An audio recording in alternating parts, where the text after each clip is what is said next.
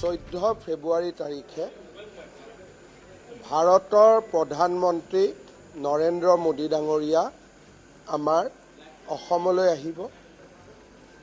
তেখেতে ৰাতিপুৱা গুৱাহাটী আৰু উত্তৰ গুৱাহাটীৰ মাজত নিৰ্মাণ হোৱা কুমাৰ ভাস্কৰ বৰ্মা সেতু উদ্বোধন কৰিব আৰু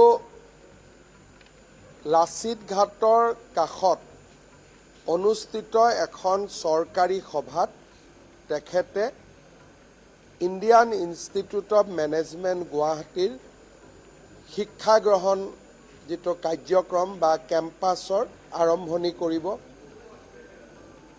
অসমৰ বাবে ভাৰত চৰকাৰে আগবঢ়োৱা 100খন ইলেক্ট্ৰিক বাছৰ তেখেতে ফ্লেগ অফ কৰিব আৰু NIC-য়ে অসমত বনোৱা এটা ডেটা চেণ্টাৰৰ তেখেতে আনুষ্ঠানিকভাৱে শুভ উদ্বোধন কৰিব। তাৰ পিছত তেখেতে খানাপাৰালৈ আহিব। খানাপাৰাত ভাৰতীয় জনতা পাৰ্টিৰ জিলা সভাপতি, মণ্ডল সভাপতি, শক্তি কেন্দ্ৰ প্ৰমুখ আৰু বুথৰ সভাপতি আৰু আন কাৰ্যকৰ্তাসকলক লৈ এখন দলীয় সভাত তেখেতে ভাষণ দিব। সভালৈ আমি AGP আৰু আন সহযোগী দলসমূহকো আমি আমন্ত্ৰণ জনাম।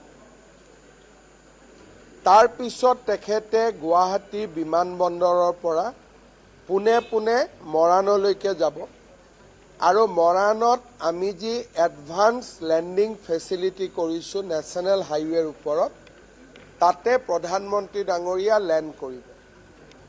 তাৰ পিছত প্ৰধানমন্ত্ৰী ডাঙৰীয়াই তাতে নিৰ্দিষ্ট আসনত তেখেত আসন গ্ৰহণ কৰিব আৰু আধা ঘণ্টা সময় বা 45 মিনিট সময় ভাৰতীয় বায়ু সেনাই কেইবাখনো যুদ্ধ জাহাজ মৰাণৰ ৰাজপথত অৱতৰণ কৰোৱাব আৰু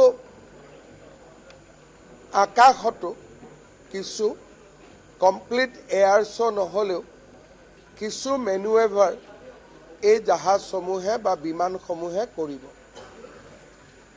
তাৰ পিছত তেখেতে ভাৰতীয় বায়ু সেনাৰ চাবুৱা বিমানবন্দৰলৈ যাব আৰু তাৰ পৰা তেখেত নতুন দিল্লীলৈ উৰা মাৰিব।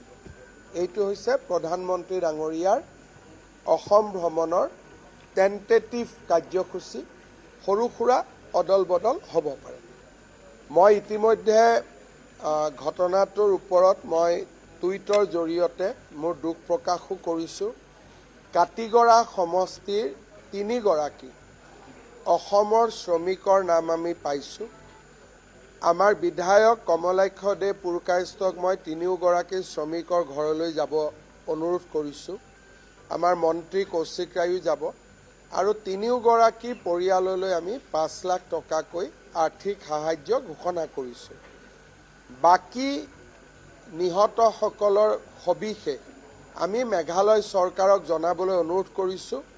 আমাৰ মুখ্য সচিব মেঘালয়ৰ মুখ্য সচিবৰ লগত সম্পৰ্ক ৰক্ষা কৰি আছে। গৌৰৱ গগৈ তেওঁ কি কৈছে, নতুন বৰ অসম, কিন্তু ইমান দিন আমি শুনি আছিলোঁ বৰ অসম। নতুন শব্দটো কংগ্ৰেছে প্ৰথমবাৰৰ বাবে ব্যৱহাৰ কৰিছে। আনকি তৰুণ গগৈৰ সময়ছোৱাতো বৰ অসমে কৈছিলে।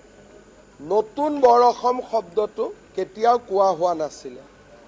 নতুন বৰ অসম মানে কি, যে আমাৰ অসমৰ পুৰণা যিসকল আমি আছোঁ তাৰ লগত বাংলাদেশৰ পৰা অহাসকলক সন্নিৱিষ্ট কৰিব লাগে আৰু যাতে বৰ অসমখন নতুন হয়।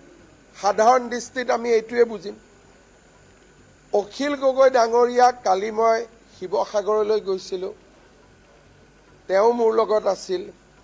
সকলো মহিলা ৰাইজে তেওঁক যি ধৰণে সম্বোধন কৰি আছে, মই ক'ব খোজা নাই শব্দটো, তাৰ পৰা মোৰ লাগে যে ইতিমধ্যে অসমীয়া জনতাৰ হৃদয়ৰ পৰা কৰবাত যদি তেওঁ আছিলো এতিয়া তেওঁ বহুত দূৰত গুচি গ'ল